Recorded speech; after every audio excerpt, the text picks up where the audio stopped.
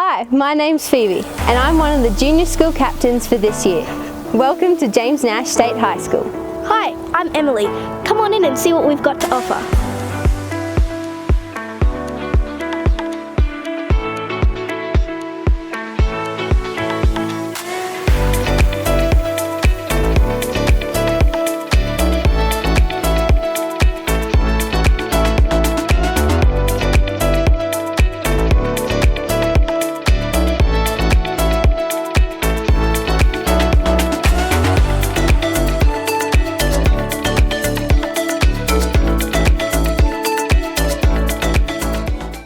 Hi, my name's Cody and this is the main administration building. This is your first port of call if you need to see a staff member or pay school fees. Oh Dylan, I didn't see you down there. Oh hey Cody, I was just looking at all the wonderful things that our students have been doing here. Why don't you follow me out to the quadrangle and I'll show you around. Rightio. Here at Nash, we're lucky to have so many open spaces like the quadrangle. Students can meet, study and listen to music here. This is a big open space where we have lots of whole school events like James Nash Day and spending our lunch breaks.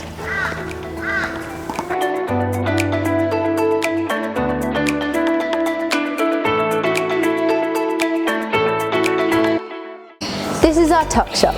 Our friendly tuck shop team are ready to take your order before school and during both breaks.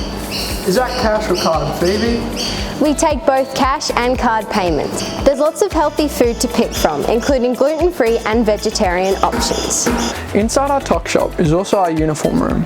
Parents are welcome to visit the uniform room between 8 AM and 1:45 PM. It's important you sign in administration first. This is Student Services. You can pop into Student Services if you need to sign in or out, borrow a uniform, check your timetable or pay fees. Also over here is our sick bay.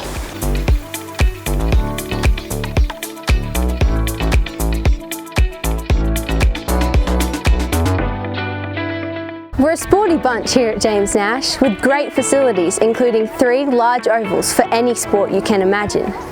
Our program of excellence for our rugby union is our premium initiative here at Nash, and our rugby players train right here on this oval. If indoor sport is more up your alley, we have badminton, netball, tennis, indoor hockey and many more up in the MPS.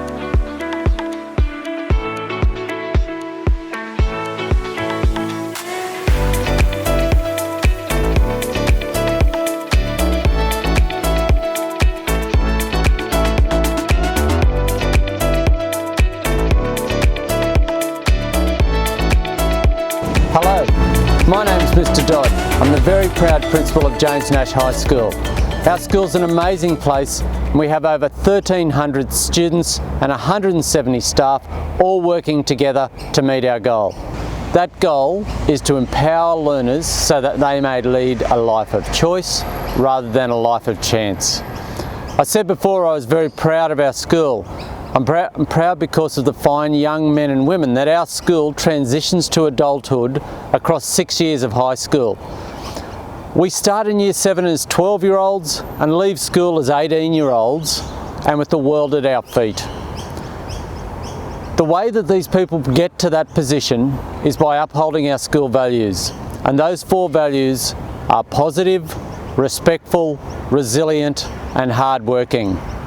Throughout high school, students develop through pretty challenging stages of life. Our values don't just support students with their academic learning, but also assist them through those challenging social and emotional situations that we all face at times.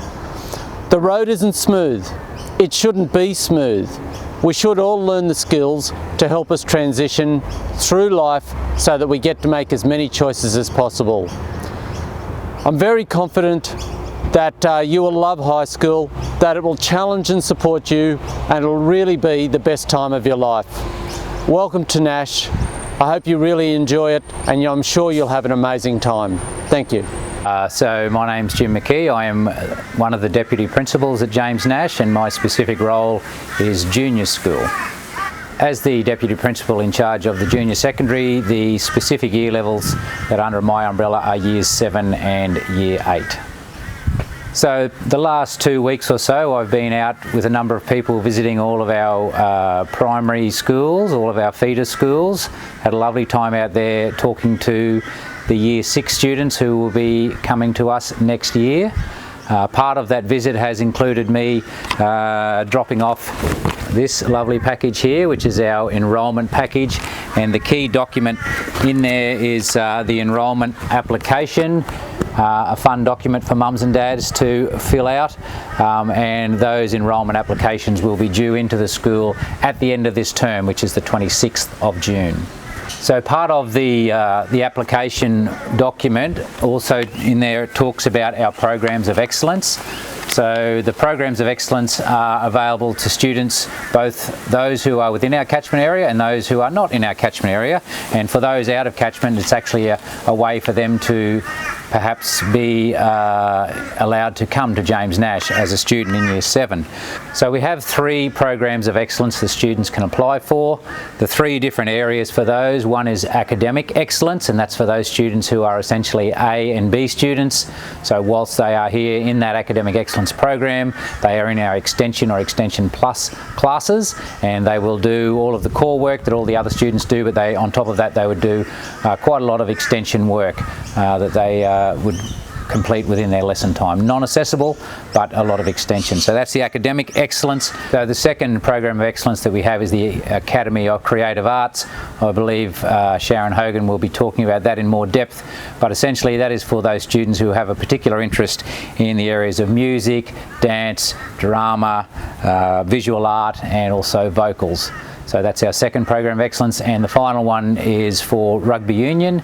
So that's a program open to both males and females, operates from Year 7 right through to Year 12, but specifically we are targeting those Year 6 students who may have an interest in rugby union. Yeah, so in this document it talks about our scholarships. So the scholarships are different to our programs of excellence. Scholarships are available to those students once they've been accepted into James Nash as a Year 6 student. So scholarships just for Year 6s, and there are 16 of those in all. So there are 3 for English Humanities, 3 for Maths Science, 3 for the Academy of Creative Arts, and 3 for Sports. And then there are 4 scholarships that come under the banner of Equity, and that's for those students who may have some financial difficulties. So the actual scholarship is worth $300 for each of those. Of that $300, $200 goes towards the school fees, and $100 goes towards a student's uniform for that year. So having visited quite a number of our primary schools over the last couple of weeks, it's been a fantastic time seeing all those friendly Year 6 faces, and everyone seems to be excited to come to James Nash next year. So I'm really looking forward to catching up with all of those students again at our orientation day in November later this year. Hi, my name's David Fox. I'm Head of Student Support here at James Nash. I've been teaching at James Nash for over 10 years now, and then a couple of years before that. So, well, Head of Student Support probably says a lot. Support all students from high achieving to struggling with academics, social emotional, those sorts of things. So there's quite a large portfolio of support staff, which is great. We have a youth nurse, we have a school chaplain, youth support worker, we have a community support officer, list goes on. First thing in our process is our transition time, which is great. We're actually going to be extending that this year, so we'll be visiting primary schools. There's a chance for kids to come in and view the school, you know, however many times they might need, some more than others. So that's a great introduction. Once they come into school, we've got different classrooms to support the different needs of kids. There's an intensive support class, focus support class, then there's extension level classes and our essentials. We have teacher aides working through different classrooms. Again, it all comes down to the individual student needs. Yeah, so that's something we've just had a bit of an upgrade on. We've got a new courtyard we call our Rainforest Retreat. So kids who might be escalating and feel they need some cool down time can come there. There's someone to talk to or not if you just need that space alone. Hi guys, I'm Stuart Powell. I'm Head of Department HPE and Sport, which sort of gives me a dual role here at Nash. I look after the curriculum side of health and physical education, and I'm Sports Coordinator. Ooh, I've been here a very long time. I came here in 1997, so I think we're into my 23rd year. Being a very large school, we have a huge variety of sports available. Like our mantra is participate, compete and enjoy. So we want to get out there in as many sports as we can. Actively at the moment in inter-school competitions, we play rugby union, hockey, netball, volleyball, cricket, touch football, soccer and even equestrian, thanks to the help of some very dedicated parents. But also we're introducing basketball at the moment. Previously we've done mountain biking, AFL, looking at some cheerleading, golf, tennis, rugby league. If we have a group of interested students and I can find a competition and a teacher to coach, we'll compete in a competition. Well, the first avenue is our HPE classes. I have 8 different HPE teachers who have a wide variety of skills, and students will experience a great number of sports just in the HPE classes. But from there we do lunchtime coaching, so all our teams will get together and use the long lunch hour to prepare for their competitions, and this is where students go to try before they buy, I guess, and see whether they like the atmosphere, whether they're capable of the skills, and we take all comers there. Yeah, okay, if you're not quite up to the standard, maybe you're training for a little while, maybe you're not quite at the stage of competing until the next year. It doesn't mean you can't be involved in the sport, in the training side of things here at school, but as a rule, if you're interested and you're training, there'll be a spot for you in the team of some form when we go out to compete.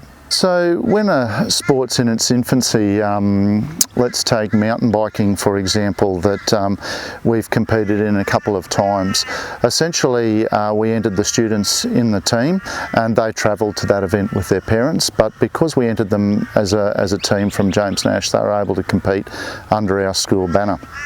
As sports become more how would we say, popular and more people participating in them, we can then move to coaching here at school, looking for a teacher to run the team, or sometimes even interested parents, like especially in the equestrian side of things. We don't have horses running around our school, we don't have that. Without our parents working with our teacher on that program, those kids wouldn't be able to compete as a school team. So we start things small, and then as more participants come along, we build those programs. It all combines in with our school ethos. As I said before, participate, compete, enjoy.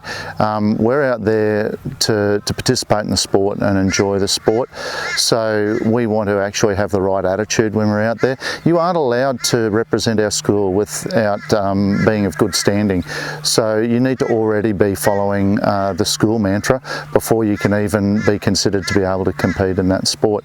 Our teachers are very committed to that ethos, and if you're not demonstrating the appropriate attitudes and the appropriate behaviour, one, they'll be talking to you pretty severely, but maybe you won't be part of that team at that particular time. I've talked about this quite a bit over the years. Nash is about relationships. It's about building relationships, and people here are here because they like a environment where relationships are the basis of what we do. We have a mutual respect, both teachers to students and students to teachers, and as such the atmosphere is very different from an authoritarian style atmosphere where people tell and order as opposed to ask and request. And that's what I like about Nash, is the relationships that are built and the learning that comes from those relationships. I got here in 1989, so you can do the maths. I think it's 31, 32 years. a long time. In Year 7, the first project we do is the model boat. So it's an introduction to wood hand tools. So they would learn one, how to have a good work ethic. That's really important. How to work safely, and also how to mark out, how to remove waste, and how to assemble pieces of timber. So that's a great thing if you're applying for a trade. But the biggest thing we try and encourage here is a good work ethic and to be safe. Well, what we do is we've got, as you go through, we have a subject called production wood, production metal, and also we do a graphics design subject. So if you're looking at going into the trade areas, you would certainly study those 3 areas. And once again, it's about correct use of machines, hand tools, safety, manufacturing projects. So they are not an older style subject, but they are more traditional skills-based subjects. I think your question might be, if you progress through the junior school, how do you get into the Trade Training Centre? It's tough. There's a lot of students who want to go there. This is what you need to do. You need to get a B or better in your manual arts subjects. You need to pass your maths and English. You need to have a very good behaviour record, and you need to go through an interview process successfully to obtain entry into that centre. Certainly a different course over there. You do certificate courses, Cert 2 in engineering pathways, Cert 2 in furniture making pathways, Cert 2 in resources and infrastructure. You do your maths and English back at school. In Year 10, before you even go into the senior course, you should study Cert 1 in construction in Year 10, and if you pass that, then you're you have a good opportunity to go into the centre. Yeah, you get a lot more. We don't do certificates back at school here, so you are more presentable to a prospective employer. Another great advantage over there is you do work placement, so you go out into industry once a week, and you are exposed to employers, and they have a good chance to have a look at you. A lot of students over there get school-based apprenticeships, and by the time they leave in grade 12, they've already got a job lined up. So if I was to say that's the single biggest advantage you have over there, is lining up employment. I can tell you now, if you go there, the students absolutely love it. They don't want to come back into the normal school system, but you've got to get there. I've taught a lot of Year 7 and 8 classes over the years, and the thing that really encourages me is how excited the students are when they first roll up to the centre down here. So we try and encourage them to maintain that enthusiasm, but we also, it's a tricky act trying to get them to work safely, how to use dangerous tools, or not dangerous tools, but tools that can be dangerous, how to use them safely, and how to achieve results. If they've had older brothers and sisters, I'm sure you've seen the pride on their face when they bring that little boat home. And I've spoken to a lot of students I taught 30 years ago, and they still tell me about the projects they made in Year 7 and 8. So look, it's a sense of pride of actually making something. The chances are Year 6 and 7, Year 7 and 8, they may not have made anything in their lives that they can call their own. So it's an exciting time for a lot of students. But our main, we try and get them back. We'd encourage students to come back in 9 and 10 and get a grounding in how to use their hands and how to think in a practical sense, because it will take them forward in their lives. The most rewarding thing about my job is just seeing students do their best. I'm a bit of an old traditionalist. I like to see students do the right thing and behave themselves. So if we can get a student at that school who's struggling with school, we can turn them around and make them be able to work in a practical situation for an employer, and they become productive members of society. That's the biggest thing I like, is actually seeing students turn themselves around. I know we have a lot of really great students down here who do well, but those kids who struggle, that's our sense of pride. Very friendly school. It's got a great layout. If you compare it to other high schools, It's a single level, although one of the new buildings is multi-storey, but it's a well-maintained, scenic school. It's got a good feel when you walk around. Students will say good day to you. They are happy. The biggest difference over the years is obviously the increase in numbers in the school. When I got here, believe it or not, there was 400 students here. Now I think there's nearly 1,300. So, but it hasn't really detracted from the feel of the school. What it has done is brought a lot more facilities to this school. We've got a wide range of subject offerings. Even down our way, you can choose the practical areas, or you can go into and do design and engineering if you want to become an engineer or a designer. So we've got the really academic side to our school. We offer certificates. We manage the trade training centre. So your opportunities at this school are really great. Hello, I'm Sharon Hogan. I'm Hot of the Arts here at James Nash. I've been here for 3.5 years and I love working at this school. The students here are so creative, so talented, and lucky for me because we run an excellence program here in the arts. I've come to James Nash bringing a range of experience with me. I've worked in the theatre industry, I've worked at the Queensland Theatre Company, I worked at QUT and lectured in the creative industries for about 6-7 years. I taught directing there, I also taught acting. I initially started with an acting degree and started with that when I was about 17, 18, 19, and then went into drama education.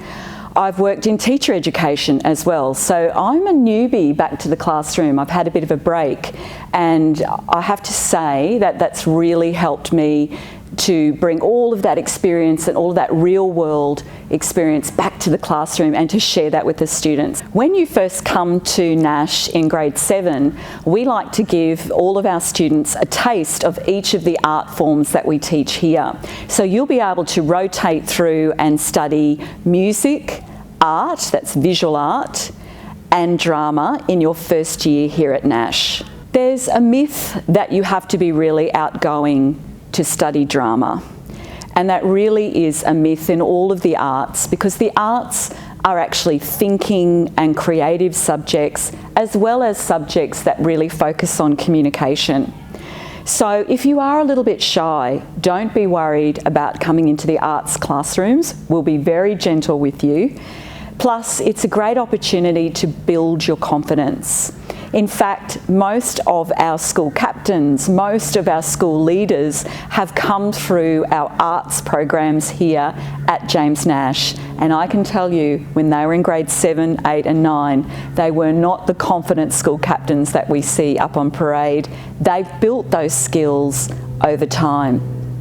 The Academy of Creative Arts is for really talented students in dance, drama and also vocal, and we also have a rock band as well. So what happens to gain entry into that academy, we run auditions at the beginning of every year. So the Academy of Creative Arts is an extension program for really talented and passionate students. The best thing that we find though about the Academy of Creative Arts is that it's co-curricular. So in order to be involved in the academy when you get up to the higher grades, you also need to be studying one of the arts subjects. Now we find that students that do that, their marks and their results in their subjects really excel. So these are excellence programs. They're about giving you real world connections.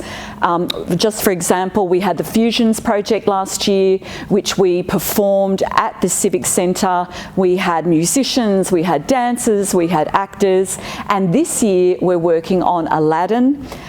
So we have these huge projects, and then sometimes we also do very small art house projects that we take to local festivals as well. So if you are passionate about the arts, James Nash is the school for you. We will extend you, we will excite you, and we will develop your leadership skills. Hello all Year 6 students or incoming students and parents to James Nash. My name's Rod Jenkins and I'm one of the head of departments for student services. This year I'm looking after grades 7, 9 and 11, and in 2021 I'll be doing years 8, 10 and 12. certainly looking forward to the opportunity to meeting all our new students and parents as they come to the school. My name's Randall, Head of Student Services this year for 8, 10 and 12. Next year I'll rotate through and pick up 7, 9 and 11. So I'll be there looking after all of you guys.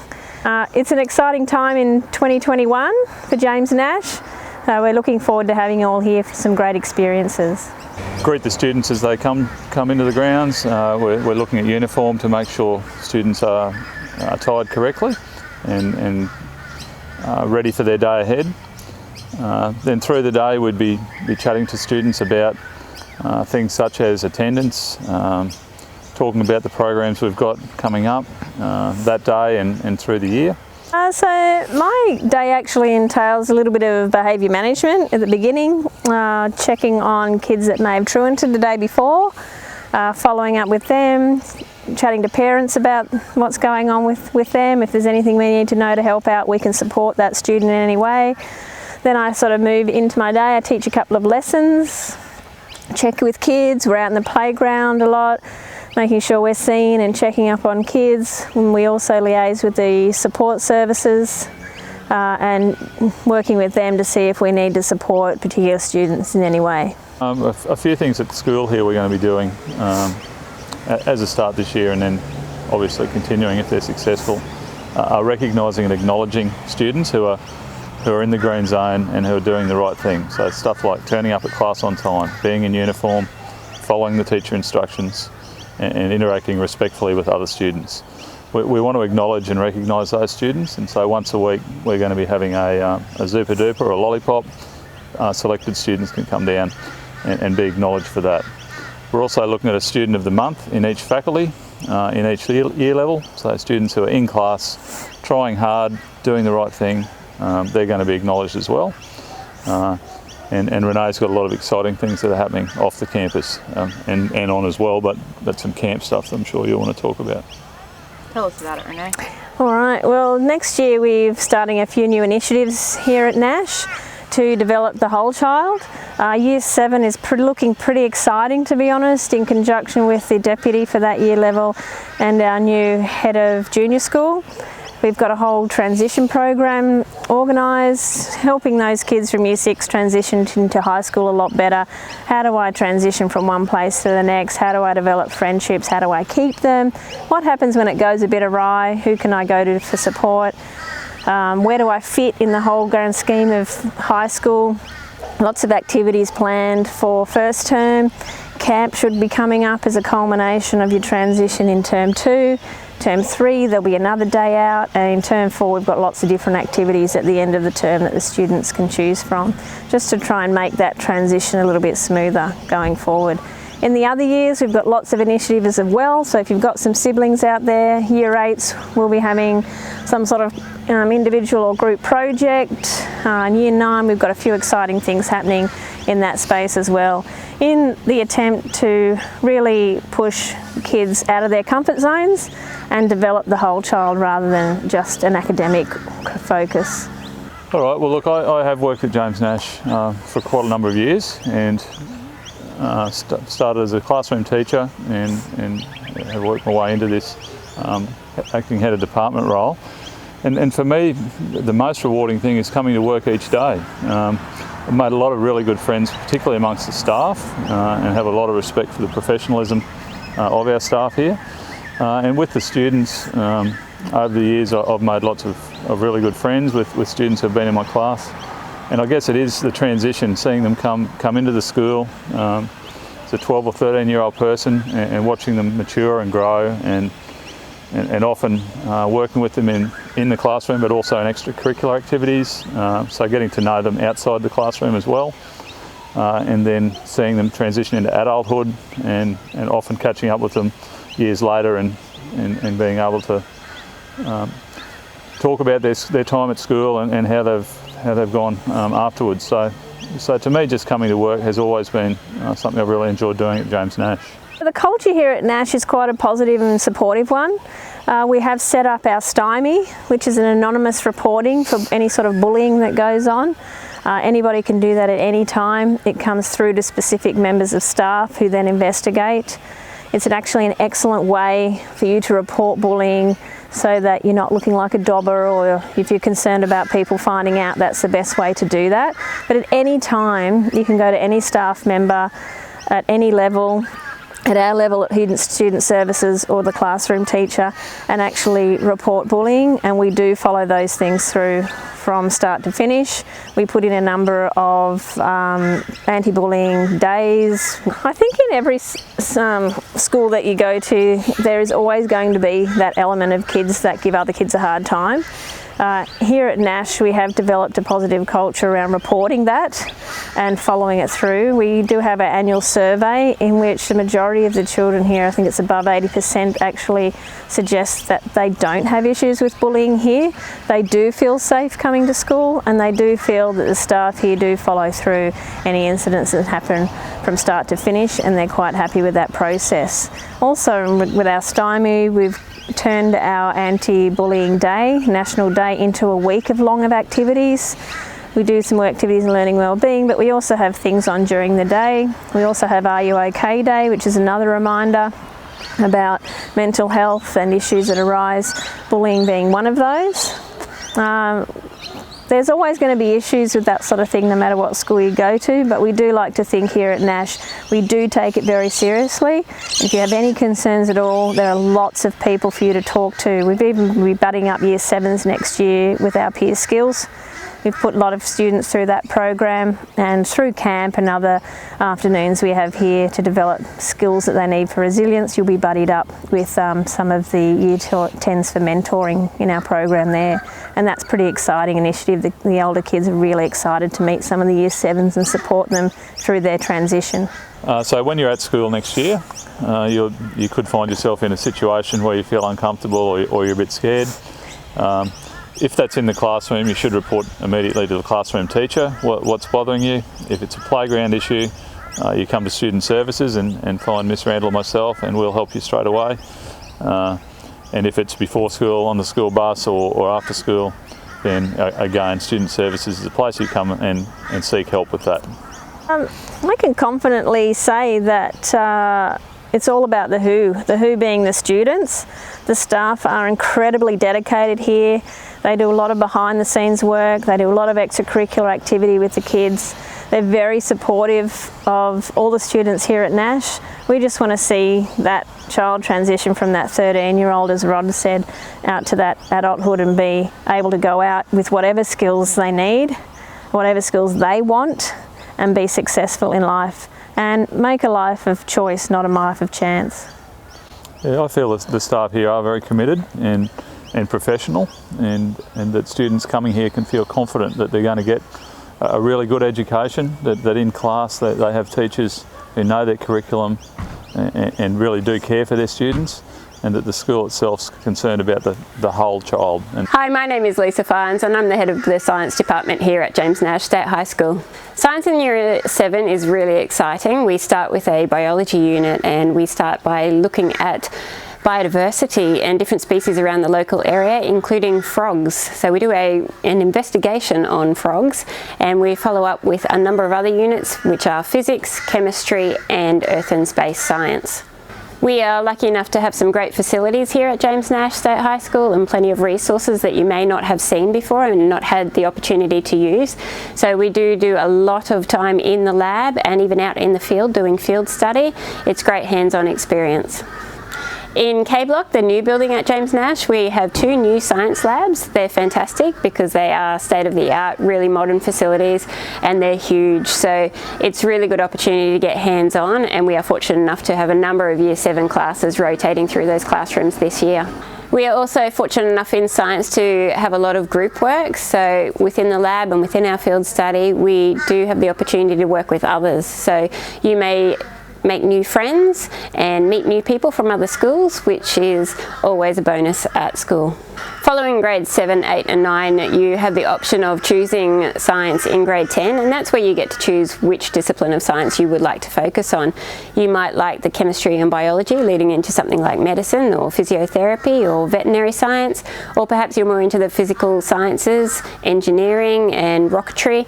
They're very exciting options for you. We also have a number of excursions and the middle school STEAM excellence program, which you may like to participate in. Science is a prerequisite for a number of university courses, from education through to nursing through to engineering. It's an essential subject, really, not just for going on to university but for life skills as well, because it equips you with the skills to ask questions, look for answers, find the evidence and draw conclusions. We have had a number of students who go on to university or onto TAFE and pursue the sciences, and they now work in really good careers within the science field. G'day, I'm Anthony Reid. I'm the head of Department of Mathematics, and in a lot of my classrooms I do what most people call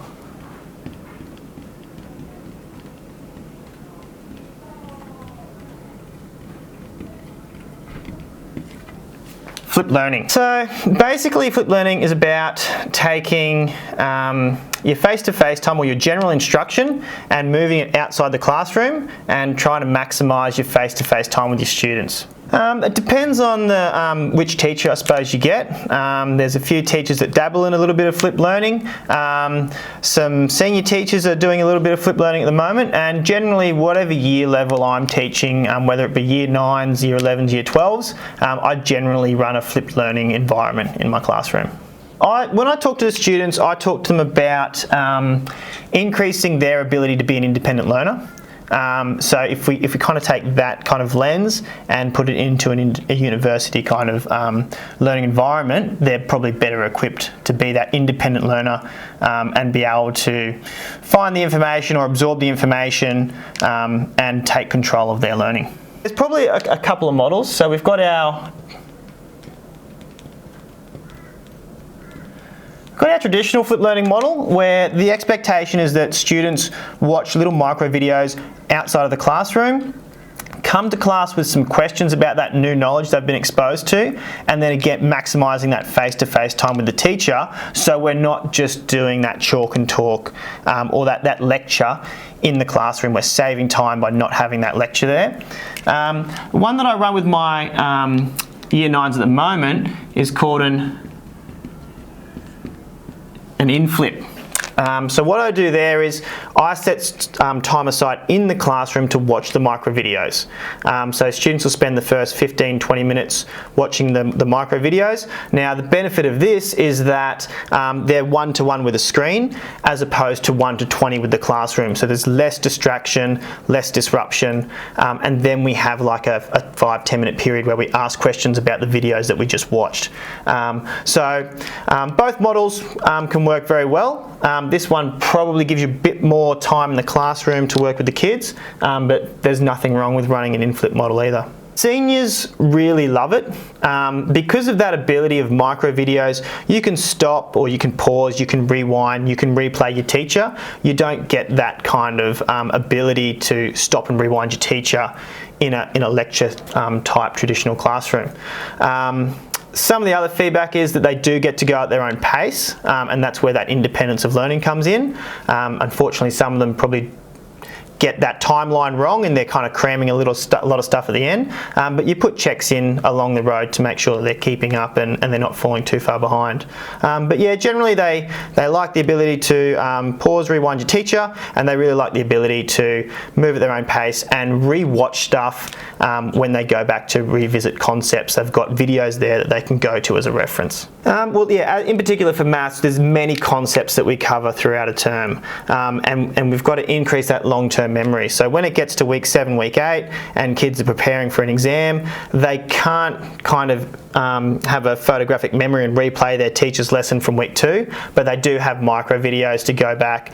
And as I say to the kids, you don't have to watch all the videos, but they might be looking for a particular example that is in a micro video, so they watch 2 minutes of a micro video and then they're right to continue their study and try and develop that mastery of a concept. So their maths probably won't vary too much from what they've been doing in year 6. The assessment regime will probably be slightly different.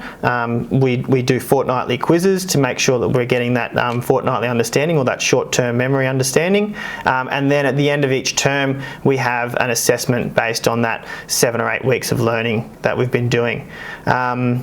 Once a year we'll also do a report, which might be fairly new to the students in Year 7, but we do give them a fair bit of scaffolding so that they can understand the different concepts and expectations of that particular assessment. So there's basically 3 substrands. We break them down into number and algebra.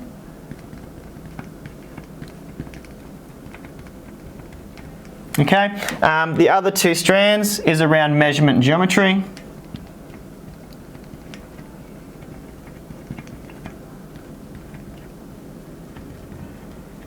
And then finally, there's statistics and probability.